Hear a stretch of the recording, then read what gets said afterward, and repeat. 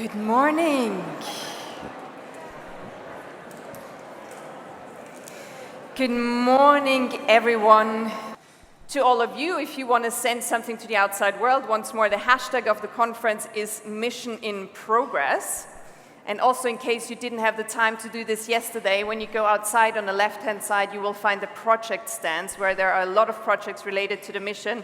Please take the opportunity to actually go there, talk to them, see how they can support you in your city. And with this, I would say, let's start with a little video that gives us some impressions from different mission cities and what the mission means to them.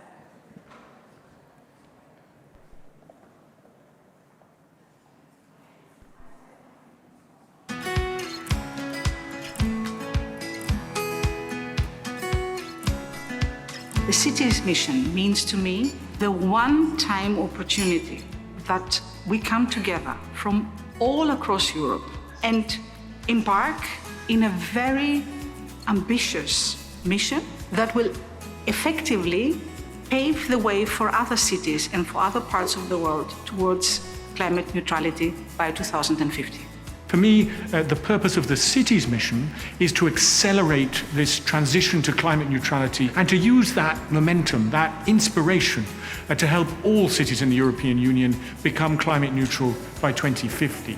It's a great opportunity to improve the quality of life of our citizens, to have better jobs, and to have a better health in our city and everywhere in Europe. Because in the end, our missions, it's about health, jobs, quality of life. The first, definitely, it's a mindset towards the future. The second is people, engagement and commitment. And then the third is taking the modern technology, green tech, deep tech in active use for societal innovation.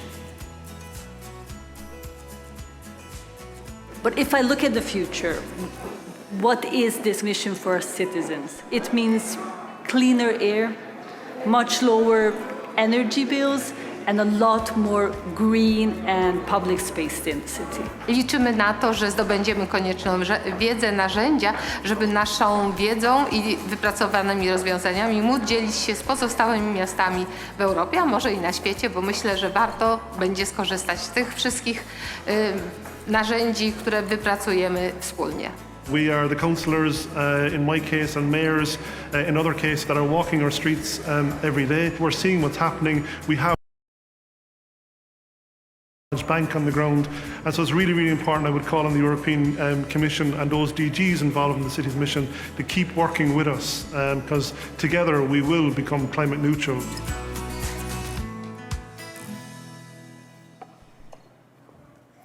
And with these impressions, let's start it off with the day 2, and please welcome on stage for the keynote, the Director General for Research and Innovation of the European Commission. Please welcome Marc Lemaître.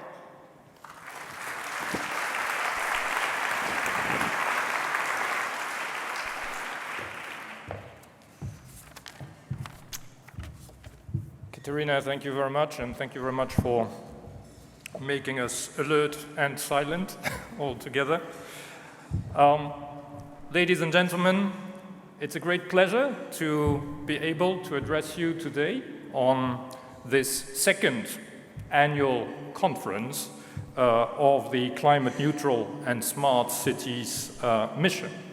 And I would like, because I had no part in this, to also congratulate the organizers for having chosen this place of Touré Taxi, which is right at the center of a renewal of a whole Brussels neighborhood, and it is a perfect demonstration of what cities are capable of to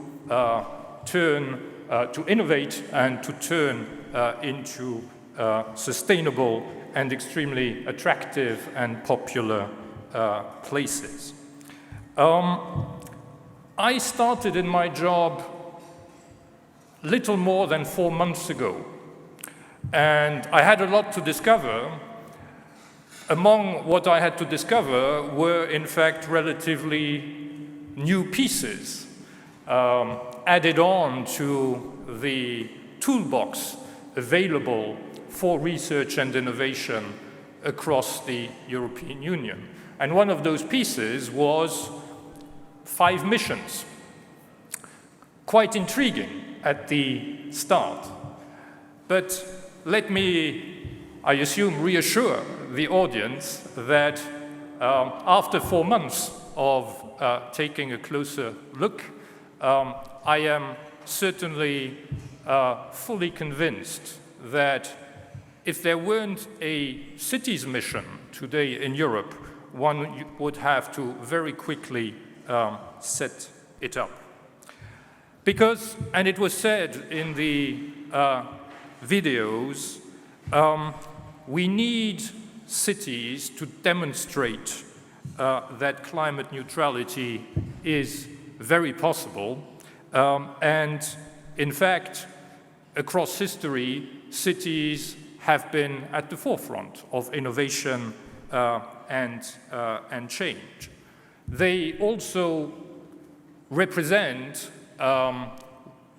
we have to acknowledge that, a very large share of carbon emissions today, estimated at around 70% across the world, and they are the living spaces of a great majority of our populations. I think one more element justifies fully why we would focus on cities as frontrunners and trailblazers. And it is that cities in themselves are complex ecosystems.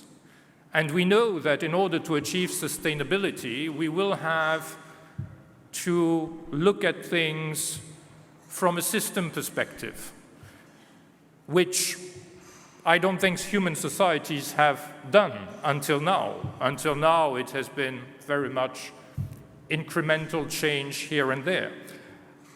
But now we need something else, and cities are the ideal place to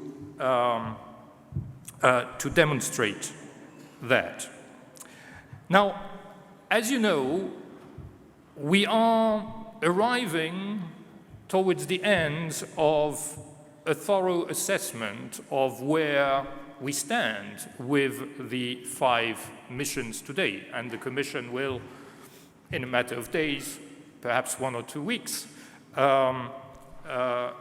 make recommendations on the basis of that assessment.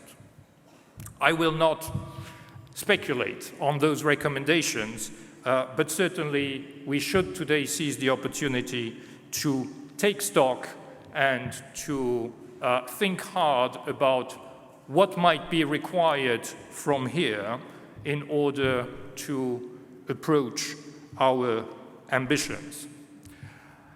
And in fact, one way of taking stock is probably, and it might be easier for a newcomer like me, to go back to the original ambition, the cities mission, to have 100, at least 100 climate neutral cities by 2030. Might that not be too ambitious? Well, I would say it is bold, but it is appropriately bold and certainly not too ambitious given the planetary climate emergency that we have on our hands. So where are we today? Is our cities mission in progress, like the title of the conference would suggest? Well, again, I looked objectively at where we stand. We have today 112 cities within the Union, but also in our neighborhood. We have by now 12 fully fledged climate city contracts which have been submitted to the Commission for its appraisal, and we have many, many more. We are expecting a multiple of that figure who are working hard to submit their own climate contracts by October of this year, the second cutoff date. And they are doing that with the mission platform, with city advisors, and next to that, they are implementing different pilot projects. So clearly, there is strong momentum here. But are we confident that that momentum is sufficient to get us over the finishing line? And I think here a bit of realism is required. There are a few dimensions, I will name 3, which I believe require attention and nurturing. The first one relates to citizens and civil society.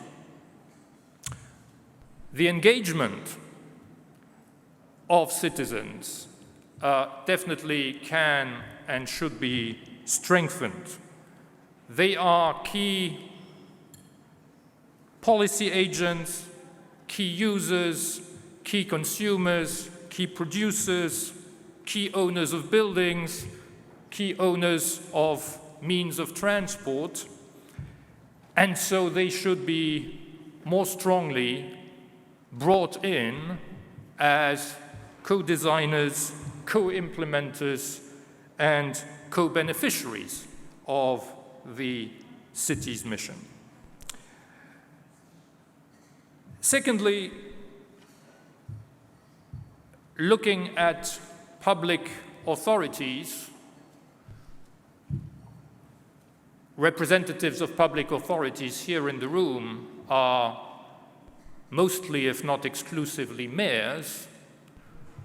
Well, we need all public authorities to pull their strength together for very simple reasons. The first one is that even if you are demonstrating that, helped to a certain extent by the city's mission, you are going for a whole of the city, a whole of government approach within your local administrations, the responsibilities, the prerogatives are not all yours regarding different dimensions of what needs to change. Let's take just transport. You don't have all the powers in your hands. So here, what is clearly required is a joining up with the other relevant layers of government, be they regional or national. And it is not only essential because of the division of responsibilities, but it is also essential in funding terms when it comes to public means which would be made available. And this brings me to my third point. I would call it not just funding, I would call it financing, the financing of this fundamental transformation for missions. We will, on the basis of the Climate Cities contracts, hopefully be able to deliver mission labels which will testify to the solidity of these contracts and to their seriousness. This, we hope, will attract substantial financing. And here I would like to stress, in particular, private financing. Public financing will, in theory, be extremely abundant over the coming years, especially at European level.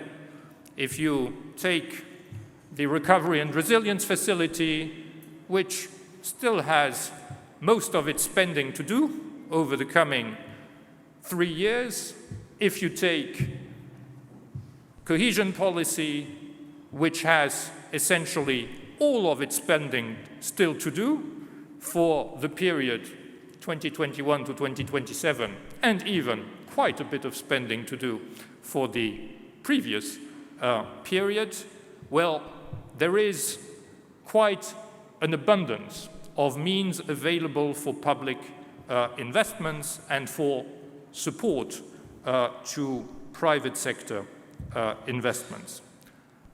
But this will not suffice. We need to bring in private capital as well. And this is why I'm very happy that this afternoon there will be an investment roundtable, which will also bring to the table representatives of private capital. I'm also very pleased that I will be succeeded this morning by Kim Jürgensen, representative of the EIB, who will be able to shed more light on funding opportunities. So, in conclusion, I would say that Europe needs cities like yours that are ambitious, that are bold, and that show the way towards climate neutrality. And in fact, our faith in Europe's capacity to make the green transition a shining success depends essentially on you as frontrunners. So you can be certain that the European Commission will do everything that is in its power to support you along your ambitious path and in your pioneering role. I thank you very much, and I wish you a very enriching, vibrant exchange throughout the day. Thank you.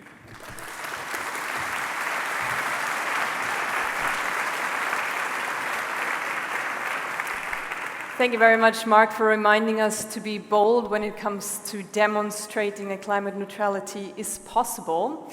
So